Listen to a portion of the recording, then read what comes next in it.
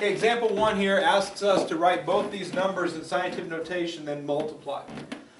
Alright, so if I take a look at the two numbers, I've got 0.003 times 10 to the negative 4th power, and I've got 2 times 10 to the 20th power. Look at the 2 times 10 to the 20th, that already is scientific notation, right? Again, as long as this is between 1 and 10, we're in good scientific notation. So that's ready to go. And it asks us to multiply, so I'm just going to write that in parentheses. So 2 times 10 to the 20th power.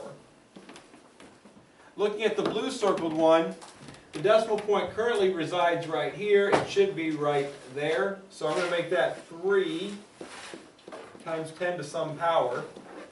Alright, so the current power is negative 4. I'm making this 0.003 become 3 decimal places larger. So minus 3. So we're going to subtract 3 from negative 4. So negative 4 minus 3 is going to be negative 7. So job 1, make both numbers good scientific notation. And then it says to multiply these numbers. The purpose of scientific notation is that when you deal with science and the physical things that can happen in the world, you can get really, really, really large numbers. Suppose you're talking about the mass of the sun in grams. Okay?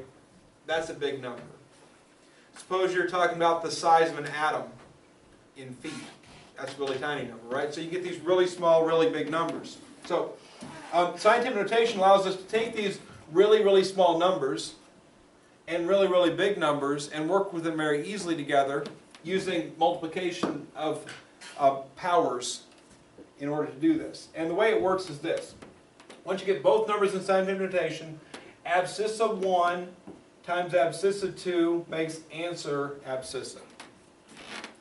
It's a multiplication problem. Simply multiply those two numbers. Whatever they are, 3 times 2 makes 6. Power of 10 times power of 10 goes back to this rule.